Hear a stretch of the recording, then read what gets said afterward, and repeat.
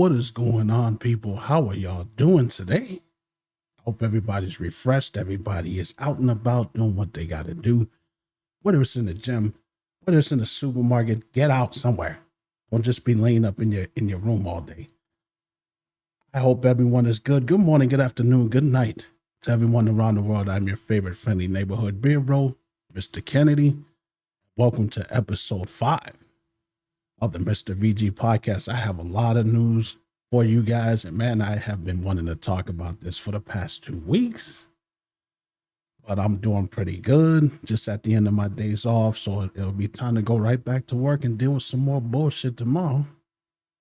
But at least I have this. Anyways, though, let's move on here. I want to talk about this Street Fighter movie that's coming out next year.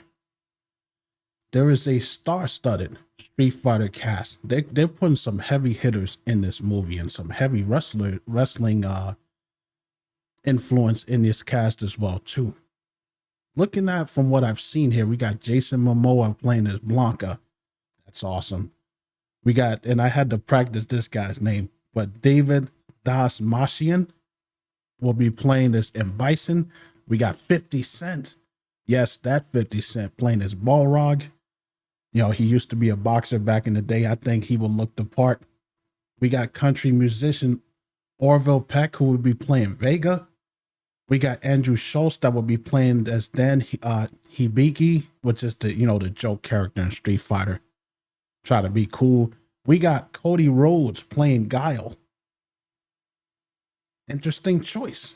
We also have former New Japan pro wrestling heavyweight champion Hiroki Goto.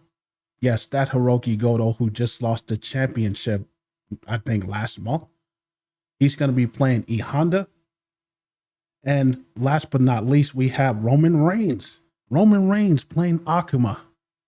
That Roman Reigns from WWE. That is a crazy cast. You know, I mean, they did pick Chun-Li. I did not get that information yet, but they're still getting the cast together. But that cast right there, hell, I'd be crazy if I didn't say that. That pulls my interest to watch the movie. Now, look, I was born in 1986. So I've lived through pretty much all of the horrendous live action video game movies that you can think of. We've had Street Fighter before. And then we had the 2 Street Fighter Chun-Li movies, which were absolute dog shit. What I will say is this, I will withhold judgment because it can't be any worse than that garbage that we already gotten. And I will admit that Hollywood has gotten better with these video game movies that they put out. They actually put some time and care into some of them. You know, we still got some bullshit ones like the Resident Evil live action movies, ass. Yo, I've lived through Double Dragon, ass. I've lived through, what else did we get? The Final Fantasy, did we get a Final Fantasy live one? No, that was CGI. Still ass though. You know, I've seen some fair stingers. Like, I'll tell y'all a quick story real quick. My father rented, I think it was Double Dragon for us, for my brother and I when we were little kids. We looked at that movie for 5 minutes and then we just completely ignored it. That's how bad it was. Now, what was that? 94. So in 1994, I was 8. So if an 8-year-old kid can look at that and say, yo, this sucks, I'm not going to watch this, man. Like, come on, man. But I will withhold judgment because the cast is cool. They're pulling in so many different people that I know, that I've seen over the years. This might end up being good. They might end up blowing our minds. So I will give it a chance. I will go see it when it does come out. If I come back with all gray hair and my beard is all messed up and gray, then y'all know what happened. So that's my thoughts on that Street Fighter movie that is going to be coming out. Let's move on. Another Resident Evil game has been announced, not for the consoles, but for the mobile people. It's called Resident Evil Survivor Unit.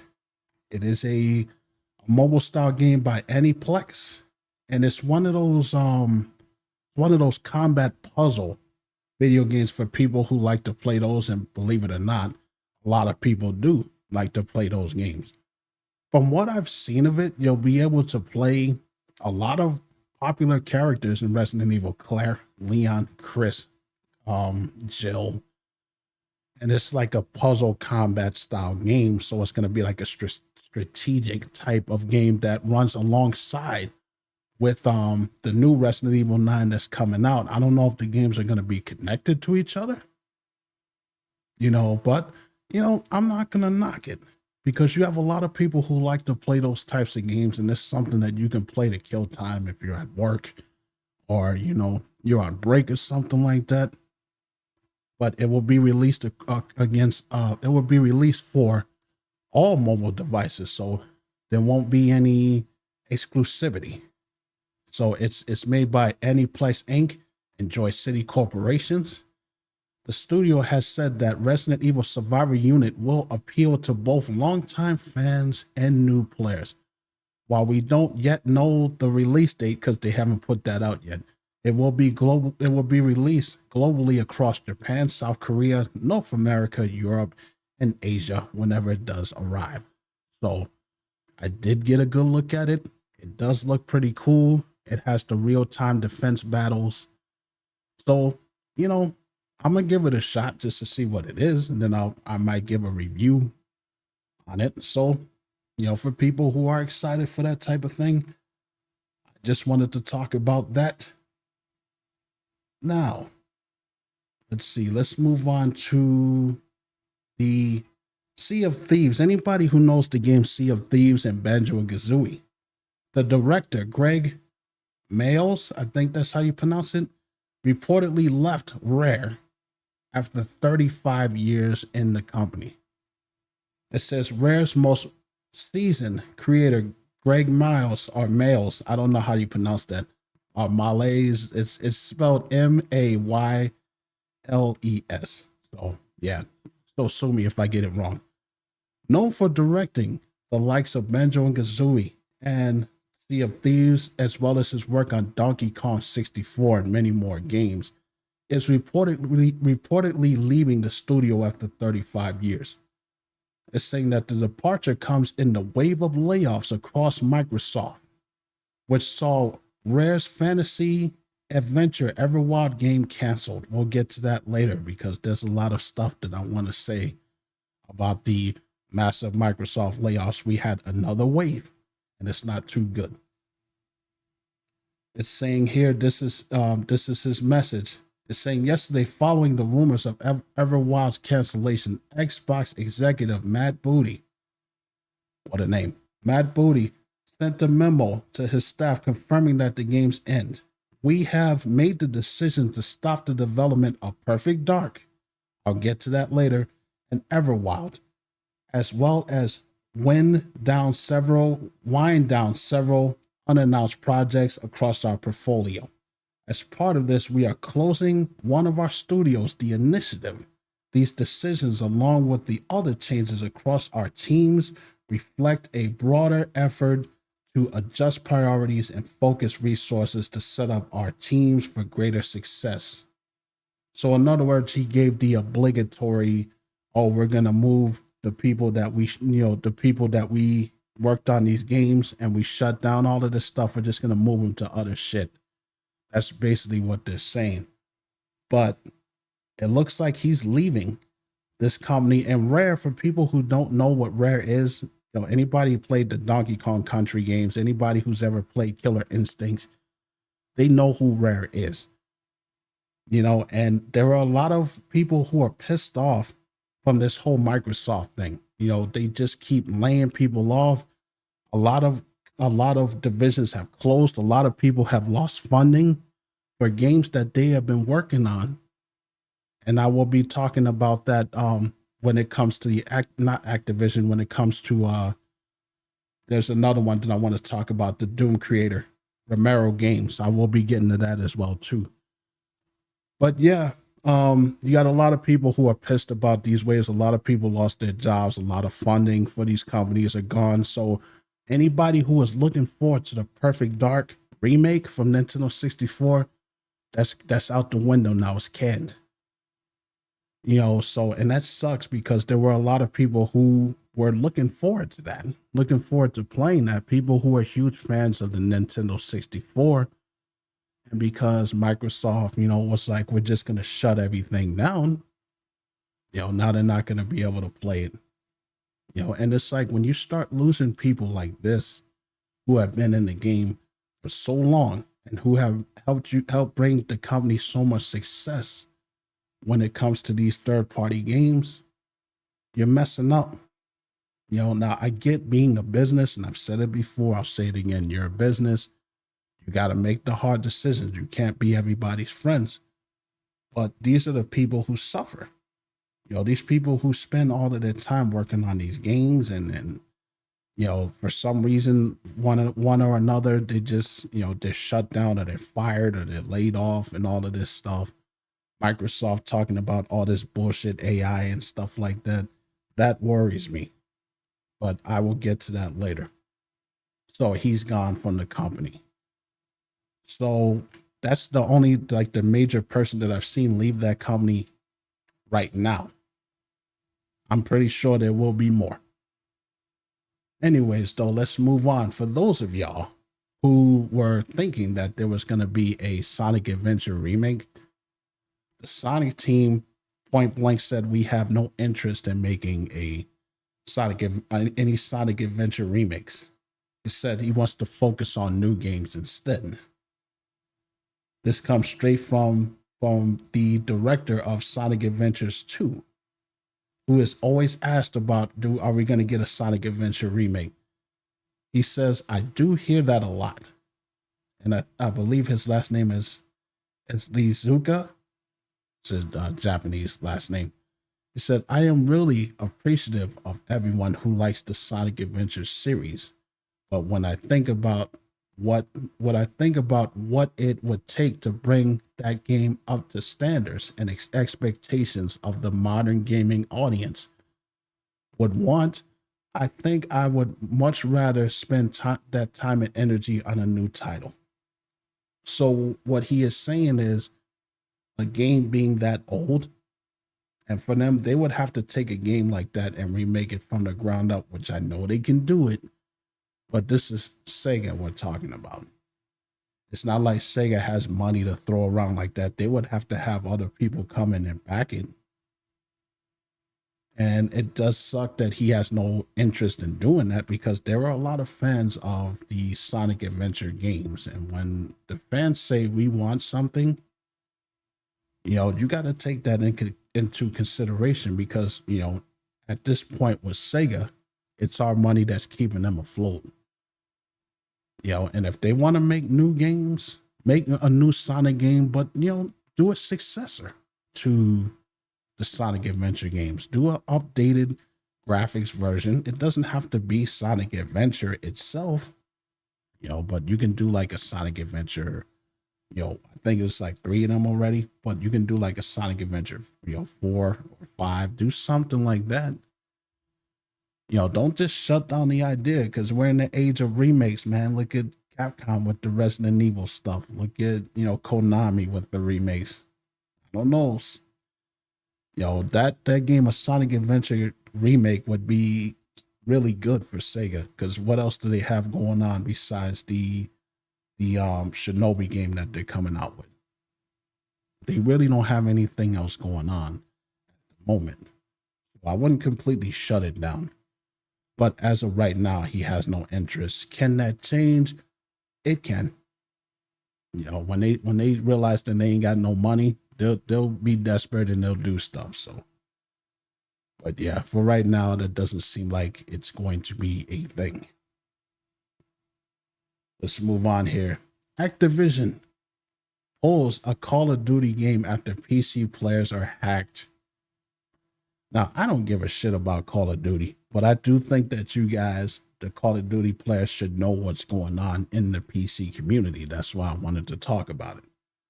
Activision has taken one of its Call of Duty games down from the Microsoft Store and the PC version of Game Pass, reportedly because multiple PC players had their computers compromised by hackers after playing the title.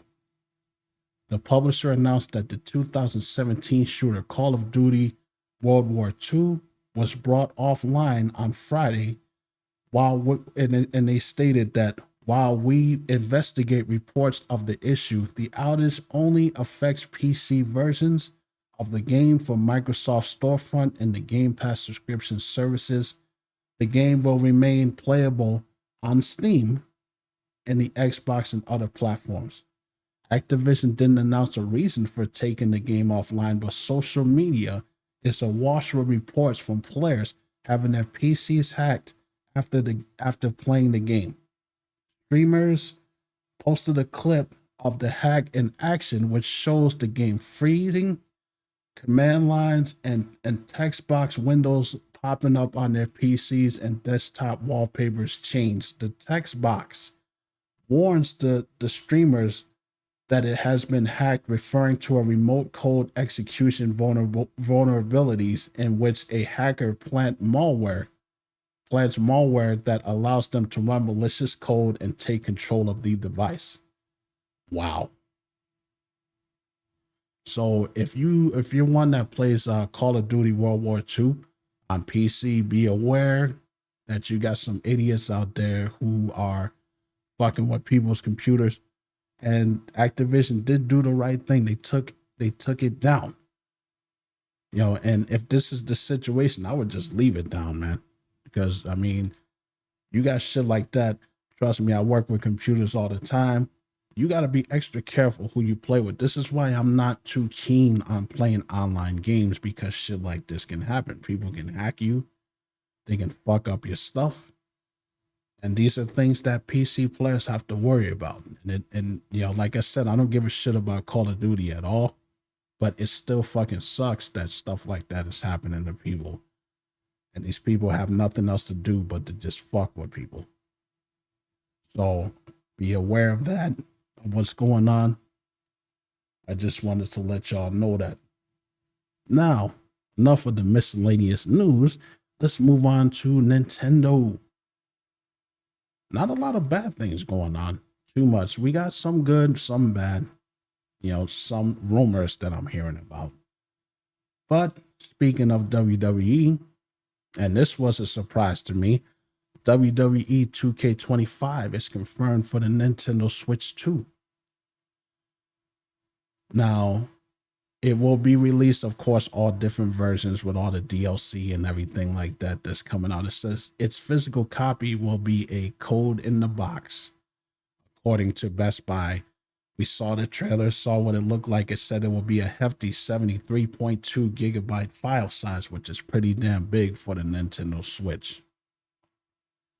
Now, the reason why I'm even talking about this is because the last time the Nintendo console, which was the first Nintendo Switch, got a WWE game, was WWE 2018. And it ran like absolute dog shit. I'm not talking about graphic wise. I'm talking about it was glitched up because 2K was too fucking lazy to optimize the video game. So when the players got it on the Nintendo Switch, it was basically unplayable. It kept freezing. It was choppy. It was slow. Players were teleporting all over the place. And let's be honest, 2K games are not really known, for being perfect. A lot of them are absolute dog shit in terms of optimization. But this is the Nintendo Switch 2. We're talking about a more powerful console, and maybe it will be able to handle it. We'll just have to see. But it's saying that the standard edition will be $69.99. The Deadman edition, which is the Undertaker version, $100. That's US. That includes all the DLC related to the Undertaker. And the Bloodline edition, which includes everything, $129. So $130. You're out of your damn mind. You're out of your damn mind. But it is set to come out on July 23rd. So it will be out in about a week. So for those of y'all who want to get your hands on it, go for it.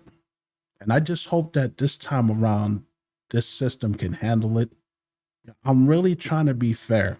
Like I know that I bash the Nintendo stuff all the time and I talk about the Switch, but I'm really trying to be fair because this system just came out. And I'm not the type of guy that likes to eat my own words. So they are bringing out more powerful games for this console. Street Fighter 6 just came out. So let's see how it handles sports games.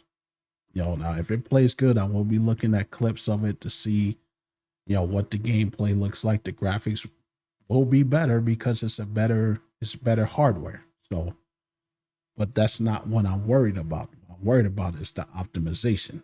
That's what I'm worried about. So if you're a WWE fan, pick it up.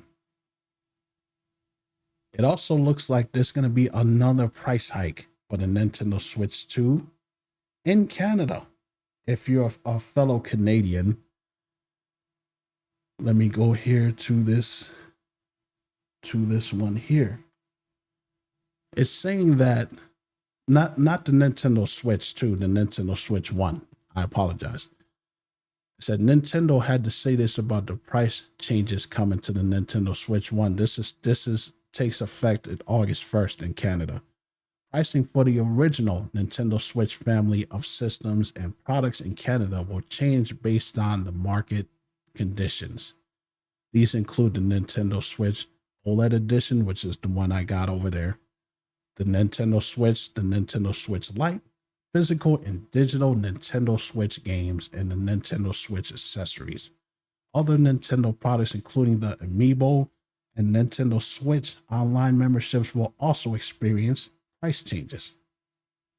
And this is the list of what they said it was going to be. The original Nintendo Switch is 400 CA. The Nintendo Switch OLED is 450 OLED. The OLED, 450 CA. The Nintendo Switch Lite is 269 CA. And the Nintendo Switch 2, which it's been this price, but 630 CA. So I don't know why they decided to pick, to get Canada to pick on about this stuff. I don't understand what the price increase is about, but apparently Nintendo decides that they want to be a dick every now and again. So if you're in Canada, just be aware that these changes take place on August 1st. So it's coming up very, very soon. And that sucks because it's going to be a snowball effect. It's not just going to be Canada that's going to be affected by this. The US will get it. Europe will get it. Japan will get it. Everybody will get it. You get a price change. You get a price change. Everybody gets a price change. And then we won't have anybody to buy our stuff anymore. Fuck you, Nintendo. Like, come on, man. It's already difficult enough to buy these games as it is.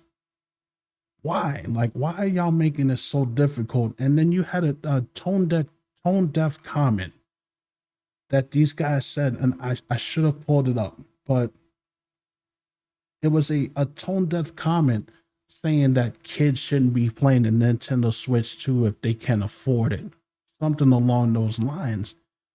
And I looked at that and I'm like, the Nintendo Switch is catered towards children. Nintendo has been a company that pretty much goes with what the kids like.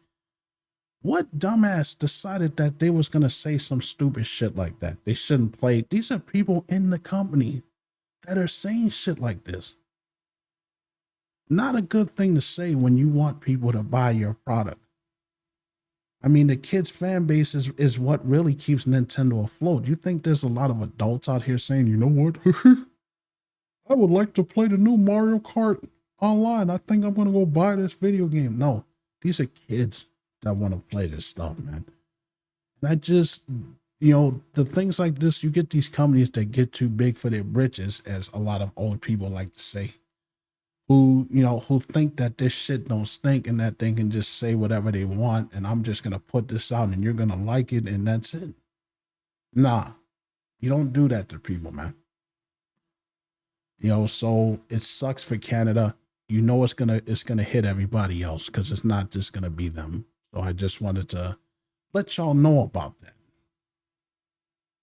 Another issue about the Nintendo Switch, this is more like happening to couple of people here and there.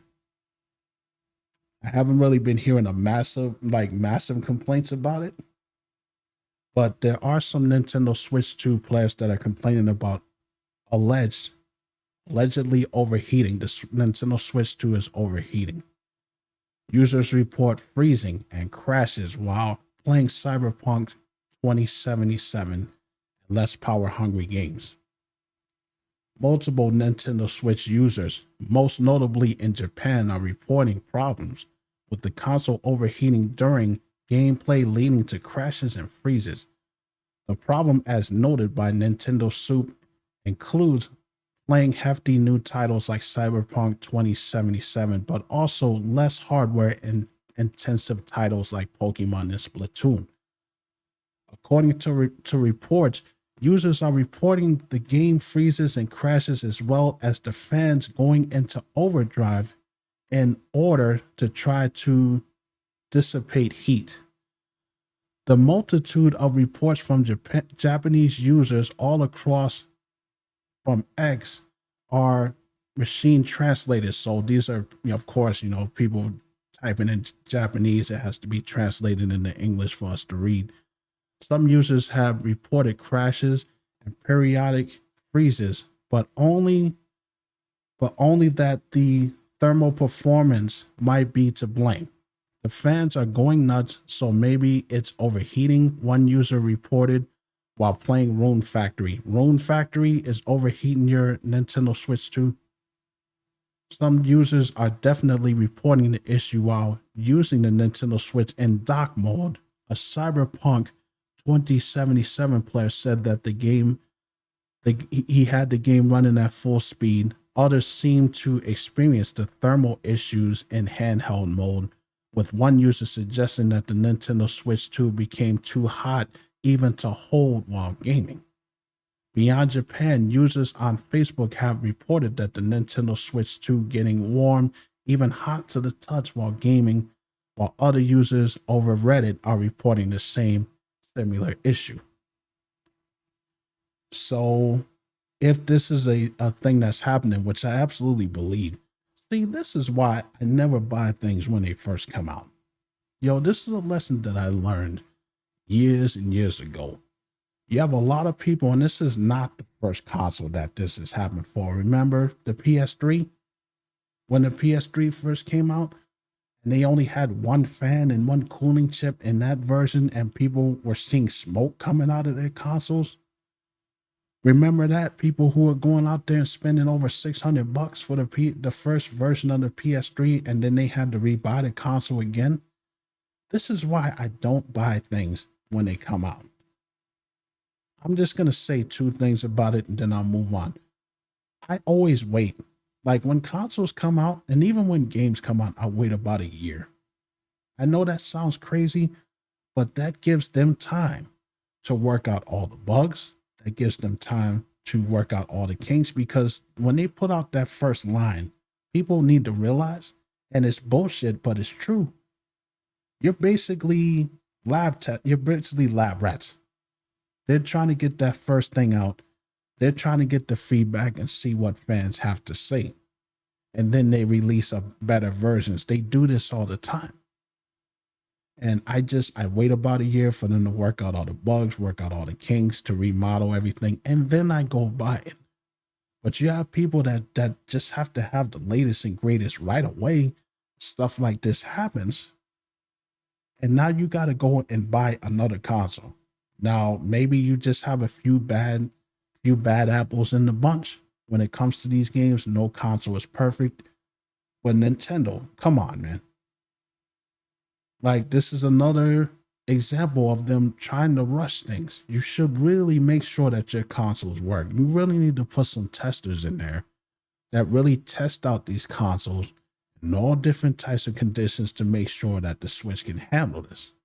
Because I'm going to tell you like this, if they're saying that the console is too hot to touch, and you start getting these little kids getting burned and stuff like that, oh, you're gonna be in for a wave of lawsuits from pissed off parents and pissed off adults who are getting burned by your console. You got to fix this shit. because you're having a lot of people complain about it. You don't need no lawsuit. You already got one pending on your ass in the first place from Brazil. So you don't need no more trouble. So just be aware. Just take my advice. You can do whatever you want with your money, but whenever consoles come out, wait, give it some time. Give it some time for them to fix everything. Give it some time for them to update everything so that the version that you end up getting works. Because I did that with every console after my father stopped buying me consoles, when I became an adult, because my dad bought everything when I was a kid to a teenager. But I waited on the PS2 because the PS2 was having issues when it came out. I waited on the PS3. I waited on the Xbox 360 because remember the red ring of death where people's consoles would just stop working? I'm not going to blow money on that. I waited on the Xbox One. I waited on the Series X. I waited on the Switch. It took me, probably because I had convictions about it, but I did wait about a year and a half before I finally bought a Nintendo Switch. And that ended up being the version 2 that they came out with. So just take your time with it. Don't be so crazy to rush out here and buy this stuff because, it's the first wave of these games and consoles is always for test, just to see what the fans are going to have to say about it. So just be careful. Be aware that this is happening. Last but not least, in the Nintendo front, it looks like we're getting some PlayStation classics that just came to the Nintendo Switch. Hell is frozen over. Exclusivity is pretty much dead, folks. You'll be able to play everything on everything. But PlayStation classics like Parasite Eve, Xenogears, Ape Escape, and Blasto. Blasto is one of Sony's first big swings at the mascot type of game. Despite the current day irrelevance, it was quite successful. If you are on the Nintendo Switch, you'll be able to play Parasite Eve. I never thought I would ever see the day. Where you would see a PlayStation exclusive on a Nintendo console like that. Like, come on, Parasite Eve. Parasite Eve has forever been locked away in Sony. We was able to play it on the first PlayStation. If you had the first PlayStation 2, which was backwards compatible, you can play it on that, play it on PS3. You could play it on the PSP. You could play it on the PS Vita. But Parasite Eve, I don't mind rocking that. I might pick that up myself. Parasite Eve on the go. Parasite Eve was a great game. But those classics were just dropped. I will keep up with that to make sure, to see what else games we're going to end up getting. But exclusivity is dead. So I see a future where there's going to be games on everything all across the board, which is good for publishers, because they'll be able to push their products to everything. So it's not just Xbox that are putting games on the Switch. PlayStation is doing the same thing.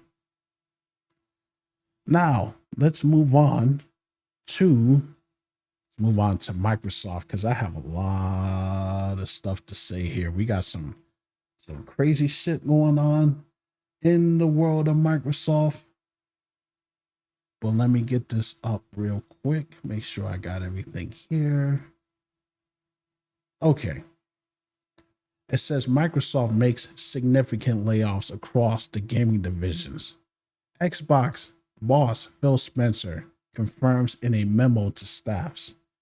Microsoft has today made, this was last week though, but it says Microsoft has made significant layoffs to its gaming division per a memo sent to staffs by Phil Spencer and reviewed by IGN.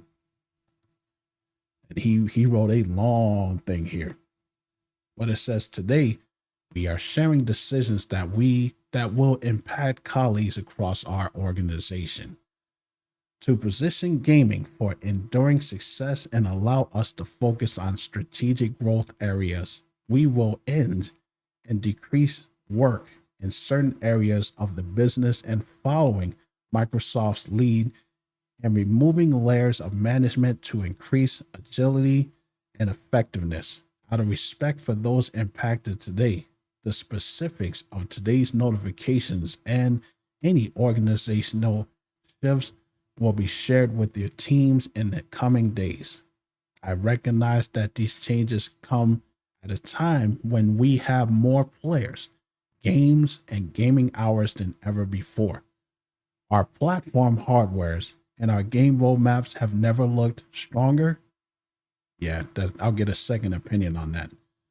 The success we're seeing currently is based on tough decisions we've previously made. With most choices now for continued success in the future years, and the key part of that strategy is discipline to prioritize the strongest opportunities. We will protect what is thriving and concrete effort on areas with the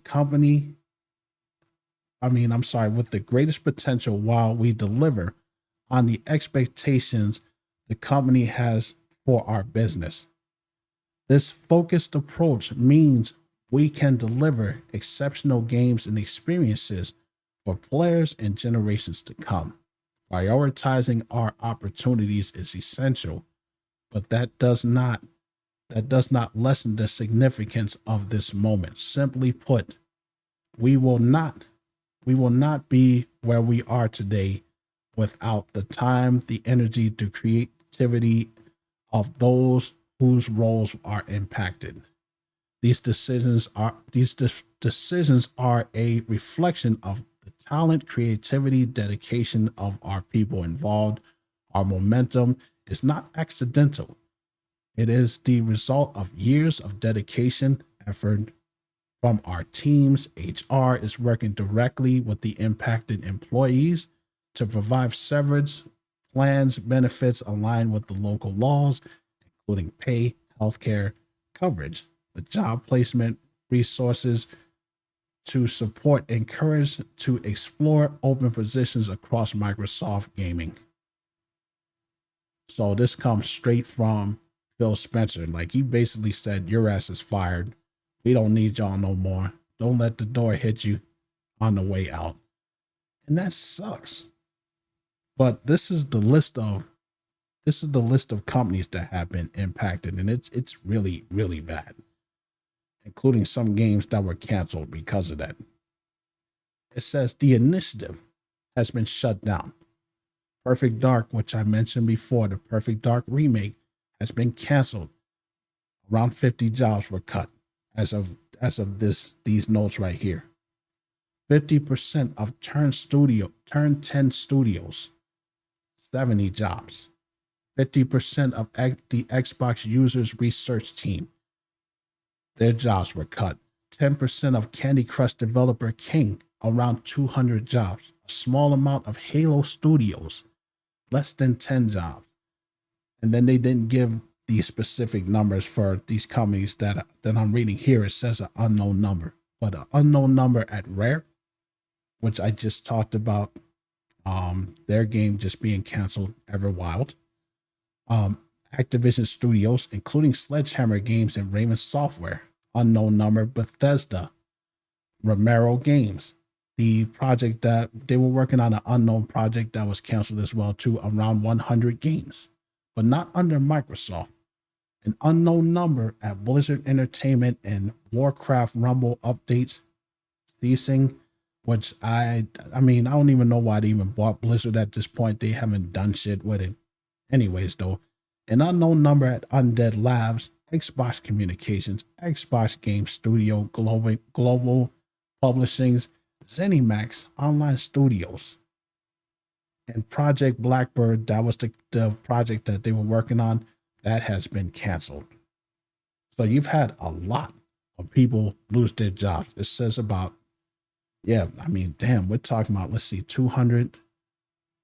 Yeah, we're talking about almost 500 people off of that lost their jobs. And it has a trickle down effect that leads into this next article. Doom creator John Romero's next shooter project loses funding following the Microsoft cuts. Now, the first time that I read this, it said that the company was closed down, the division was closed, but it looks like that's not the case. It looks like they jumped the gun on that. But it says the Galloway-based studio, set up by the Doom creator John Romero, released a statement earlier today on social media saying that its unannounced projects at the studios have been canceled due to funding. It says, well above our visibility or control. In other words, Microsoft gutted everything, so they lost support. As a result, the studio is now evaluating its next steps, but our team is heartbroken at the decision. While the statement does not specify Microsoft was the publisher in question, it can easily be inferred following yesterday's news. Moreover, as a VGC spotted, artist Christopher Reddle shared on social media, unfortunately, due to the recent Xbox layoffs, I've lost my position at Romero Games. This confirms Microsoft's involvement. The project was set to be an all-new shooter based on an original IP created by the Unreal Engine 5. The statement from Romero Games, specifically CEO and co-founder Brenda Romero, wife of John, added, "We deeply wish there had been something or anything we could have done to prevent this outcome." She continued, this absolutely isn't a reflection of our team's work, performance, or quality of the project itself. We hit every milestone on time, every time, consistently received high praise, and easily passed all of our internal gates. We are incredibly proud of the work being done and of our talented team behind it, the best we've ever worked with. So this whole Microsoft thing is just, it's affecting everybody. The Perfect Dark cancellation, the Everwild cancellation, this thing that Romero Games was working on. So now they got to try to find different backer, like different people that can, bump up the funding. I don't know if they're gonna do a GoFundMe or something like that. That's usually what gamers usually do, that gaming companies do when they don't have any backing. But that sucks, especially for people who are working on this stuff. I told y'all before, I used to work security at EA Games, so I know how much work that these people have to put in from the gaming division, the art division, these people who have to put all this stuff together, the concepts and everything, the people that work at the top in audio and video and all of that. It takes time to do these things, and to bust your ass for so long for stuff to be shut down, for something that has nothing to do with you, something that's out of your control, it's a shitty feeling. And I do feel bad because, a lot of people who have played Doom, there are a lot of Doom fans out there, that really, they're pissed off. A lot of people that have been following this guy for years. And it just sucks that, he's got to figure out something else to do. So that just sucks. I just hate to hear that. Now, one more note on the Xbox front. It looks like I said, exclusivity is dead, folks. It looks like Helldivers 2 is coming to Xbox next month.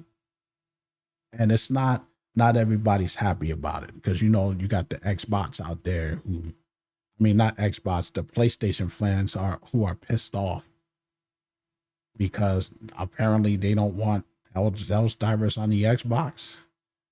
But it says Helldivers 2, after a successful launch on the PS5 and PC last year, Sony announced that it will be bringing Helldivers 2 to the Xbox Series S and X next month. Now, they didn't say, well, actually, yeah, they did. Read down further. The announcement was made during a stream by developer Arrowhead Games, where it was announced that Helldivers 2 will be released on the Xbox Series S and X on August 26, 2025. PlayStation Publishing and the publishing arms, Sony Interactive Entertainment, will predictably be publishing the multiplayer third-person shooter on Xbox as it did for PS5, and PC. And there are a lot of Xbox fans who are not too happy about that. I mean, I try to stay off of honestly, I try to stay off of X because that's where, the brain rot happens. Like, people just say a lot of stupid shit. You have a lot of PlayStation fans who got a stick up their ass. Ooh, why are you putting the game out on Xbox? And blah blah blah blah blah. Who the fuck cares? Like, seriously, who cares? Is that gonna affect your way of gaming? Is that gonna affect you how you play the game? Like, I don't see people bitching about Fortnite. I don't see people bitching about Dead by Daylight other than, some of their bugs that they have. But we won't talk about that. What's wrong with Helldivers being across all platforms? And I guarantee it won't be long before the Switch 2 gets it. Why is this a big deal all of a sudden? Like, why y'all so butthurt?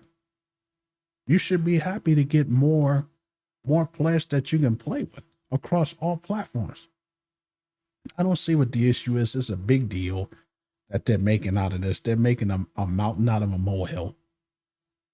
But yes, if you're a fan of Helldivers 2 and you've been on the Xbox side and you're like, oh my God, man, I want them to bring that here. This sucks that PlayStation fans get to enjoy the glory that is Helldivers 2, which is a game I haven't even played yet, but it is extremely popular. You will get a chance to play it. So there you go with that. Another update. Oh yeah, well, first off, let's move on to our good friends at Sony. Bam. There's not much going on in the world of Sony today. I have a little bit of an update on the PlayStation 6. Sony gives an update on the PlayStation 6 development. Sony has been working on its upcoming console for several years. So, in other words, they've been talking about it for 7 years. I doubt that they've been working on it for several years.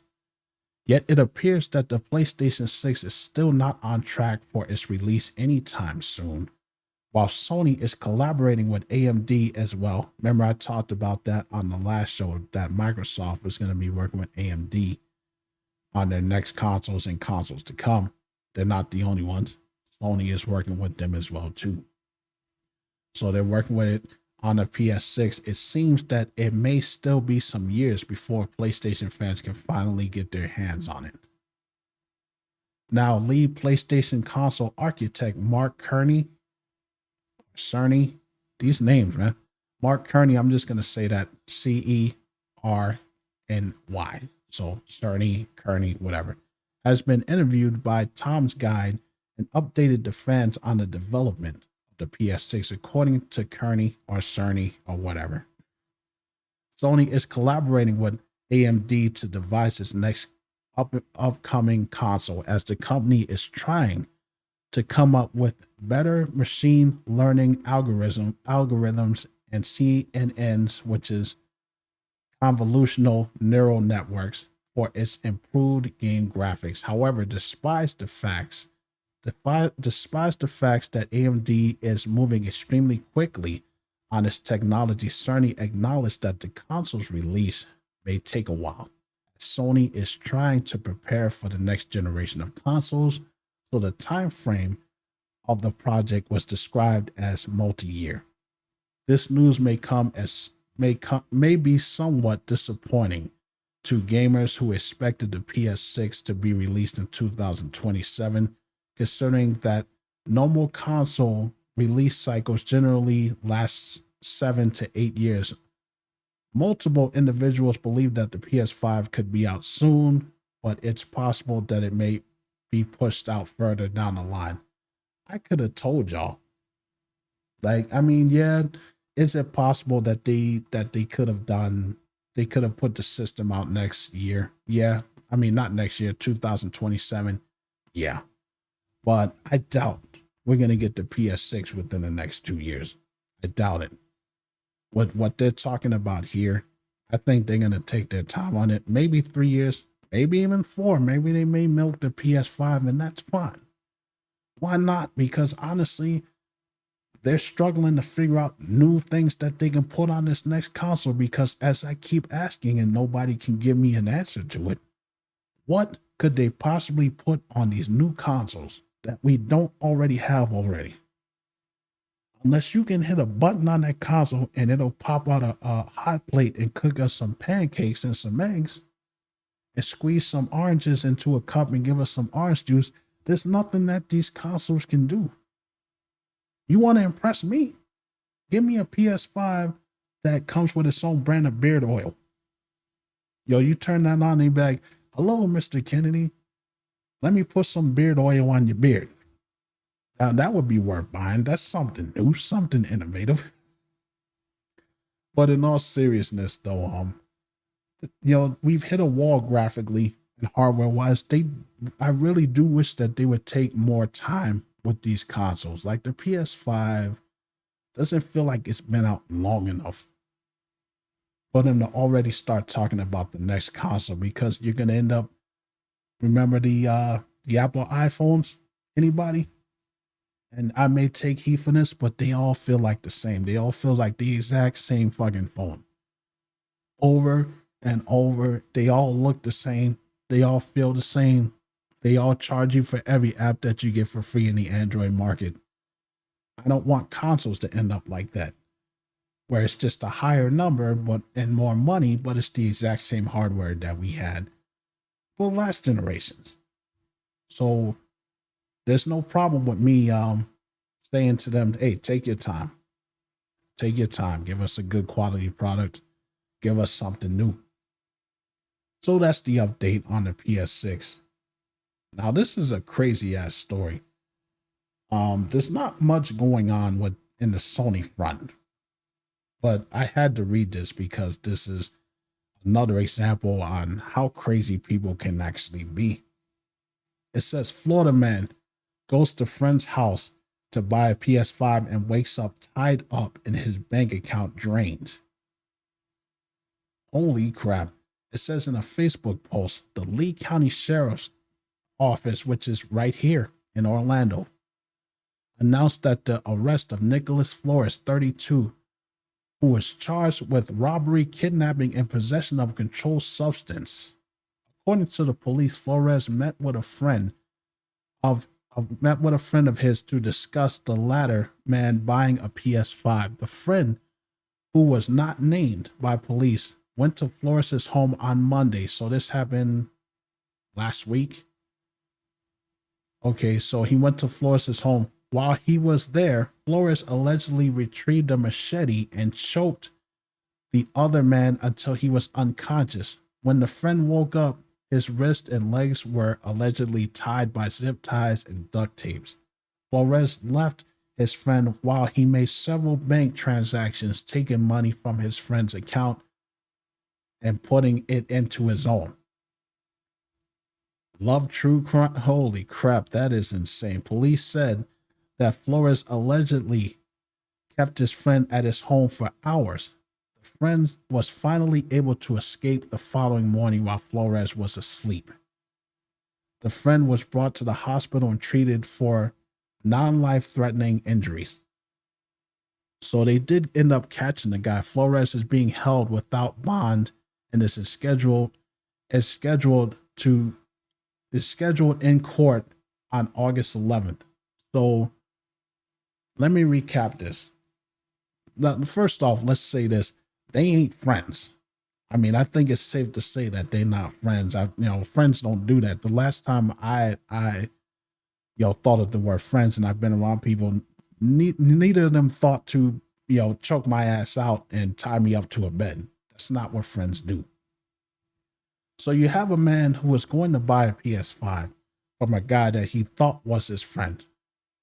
The guy gets a machete, chokes him out, ties him to the bed, and then drains his bank account of all of his money.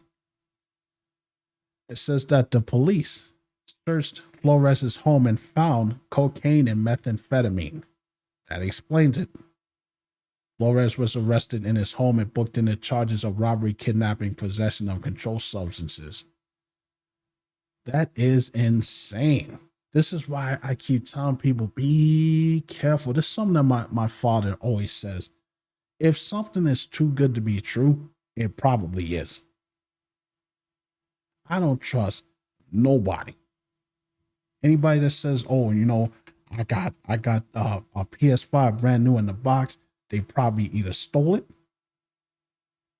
or what's it called? It's some bullshit, man. Like them people that were putting blocks of wood in a PS4 box, and a kid ended up getting it for Christmas, and it was a block of wood. People are fucked up, man. This guy obviously was on drugs because they found cocaine and methamphetamines in his house. But for him to do shit like that, to knock this man out, tie him to the bed, and hold him hostage for hours. What the fuck, dude? That's crazy. Holy crap, dude. But at least the guy escaped. He wasn't killed and he's not seriously injured. But that's something that's gonna scar this guy for the rest of his life. So I implore people, please be careful. Please be careful when you go do this stuff, because I've read so many stories of people being robbed from idiots like this. And I'm glad that the police got him. And it's crazy because it's here in Orlando where I'm at. So it's close to home. So I'm just saying, people just need to be extra careful. Just go, if you got the money to buy a console, go to the store. Just go to the store and buy it. Or if you don't want to go to the store, order it off Amazon or something and just have it delivered. I just stop trusting people, man. Those days of, there's still good people out there. There are. I'm not saying that the whole world is bad. But for your own safety, y'all got to do more. You got to do more due diligence. You got to really know how to read the room before you go trusting people like that, because there are people out here who are looking to take advantage of you. I don't buy nothing off the Facebook marketplace. I don't buy anything from eBay because people are full of shit.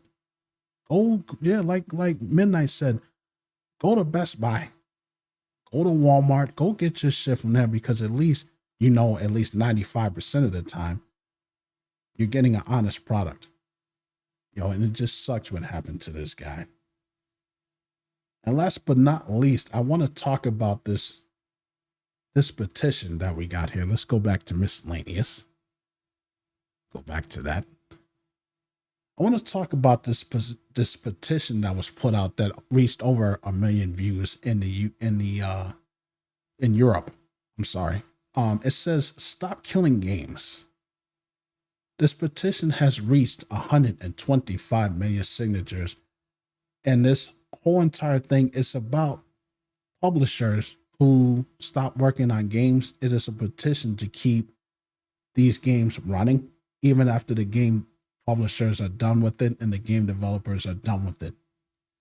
The petition argues that when video game makers decide to sell or discontinue online games, they typically sever the connection to the servers needed for the games to run.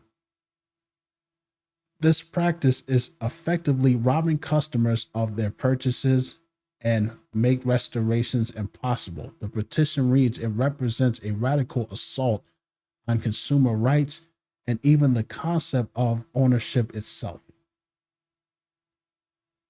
It's saying here that they still hope to promote the campaign and what they're calling overdrive mode to collect as many signatures as they can, because some might be invalid during EU's review. So you have a petition out there now. While I see what these players are saying, and I understand that, because you do, let's look at a game like Fortnite. People who have been playing Fortnite for years and years and years, and who have sank a lot of money into that game, and the servers go down, all of that money and all of those cosmetics and all that stuff that you work so hard to get, that in games like Dead by Daylight and DC Universe Online, it's all gone. It's all gone. And I can understand why they say that they feel robbed. So I definitely understand how y'all feel, and that sucks. But you also have to understand the business side of it. These companies shut down these games for A, to move on to something bigger or better for the most part. B, maybe they're not pulling in as much money as they are from that online game, so it's time to cut the cord and move on. That's what businesses do all the time. This is nothing different. How many games have we played over the years? I just read about the Halo games for the 360 shutting down finally. That was the last show. These companies are going to want to move on to something else. They're going to want to work on other things. You can't just keep a game company and developers keeping one game alive. I mean, it worked for Dead by Daylight. It worked for DCUO. What was it? DCUO came out in 2011, and it's still running now. But there will come a day. It happens with all games. There will come a day where we will not be able to play these games anymore. Whether it's the player count goes down, people are not as interested in it anymore. And they're like, okay, we're just bleeding money. We got to do what we got to do.